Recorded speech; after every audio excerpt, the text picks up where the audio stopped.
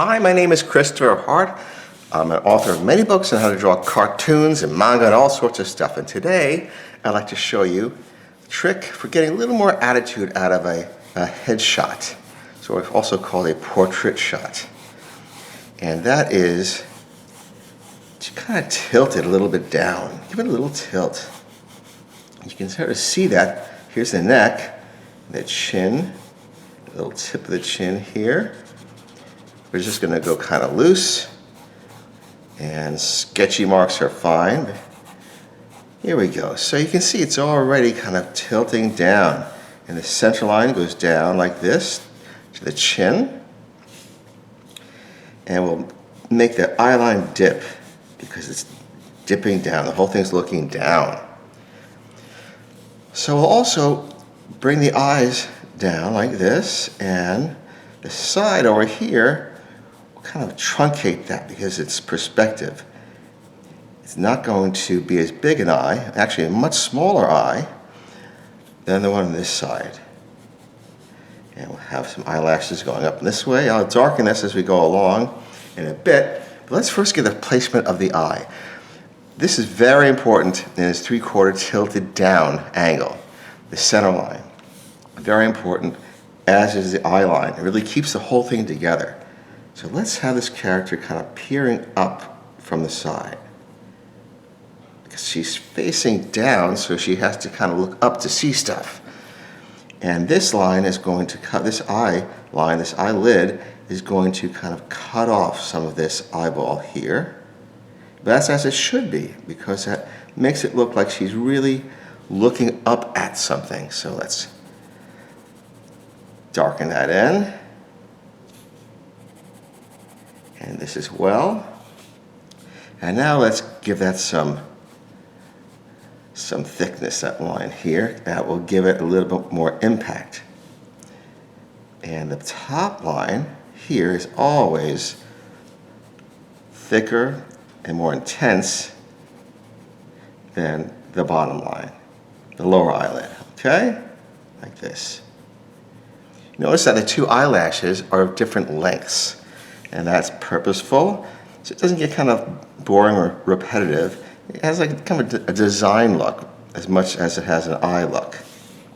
Okay, now, remember I said this is important because this shows us, following the top here and to the chin, this is where the bridge of the nose starts. And you don't even have to finish the bridge of the nose, but it helps you if you look and you kind of move it this way, say, where would it go? Oh, maybe over here.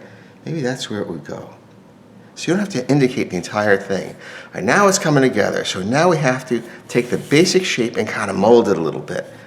That gets us started, but it's not the finish line. So right here, on a real person, this is called the orbit of the eye, and it's a part of the eye that goes in.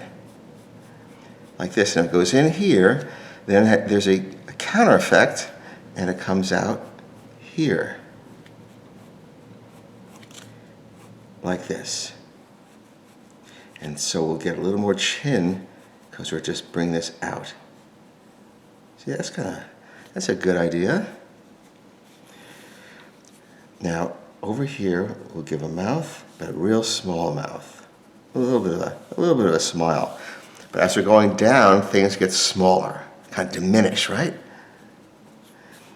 A little bit of a crease here, and top lip. Not too big, because you don't want to get too close to the nose, but you want to give it some thickness. And get a nice thicker lip. Again, look how we did this. Over here we have a thicker eyelid on top and a thinner one below. And over here we have a thinner lip on top and a thick one below. And what this says to us is that the variety is pleasing. Now see, I think, I'm eyeballing it and I think, oh, I did it the right way, but I did it the right way, but I see that the chin can use a little more mass here, just a little more. So we change it. As we go along, we make adjustments. It doesn't mean that what you have is wrong, it just means that kind of signals you that, you know, it could use a little more here. So I'm going to give it a little more. I think that works. Hope you think so too. Here is a little shadow. It's called a cast shadow because the shadow is cast by overhead lighting, like that. See, overhead lighting hits the head and casts a shadow here. Rounding this off. And I don't want to make this come out too far, this orbit of the eye, so I'll bring it a little closer in. This protrudes as part of the chin. All right, so now the head, this is a head, but the jaw doesn't go right back to the back of the head. The jaw comes in here. So always needs a little adjusting from the main shape. That's fine, that's not a problem. Let's give a little bit of an ear, but not too much. We make that very detailed. What happens? You look at it. The eye looks at it, but that's not the star of the show.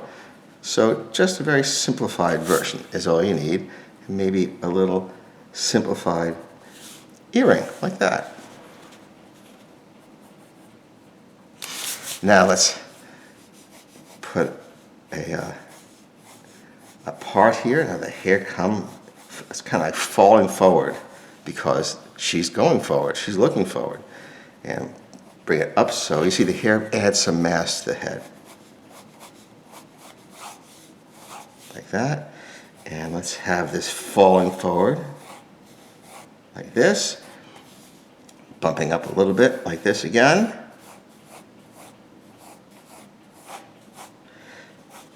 And we can just shade that a little bit. Make it look like a layer. And a little bit here too. Now we'll give a little bit of an eye crease here. And we'll have a strong eyebrow. We'll show it through the hair.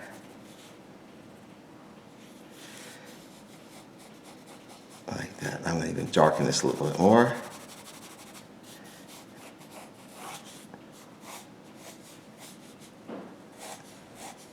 And a little waft of bit of hair, tuft of hair like that. And a little bit of shading. You can take it away any way you like at this point. And there is your character in a tilt, downward tilt. And I have many more characters in my book, The Master Guide to Drawing Cartoons. It's a lot of fun. I mean, there are a lot of tips and hints for how to draw different types of characters to really show off their individual traits.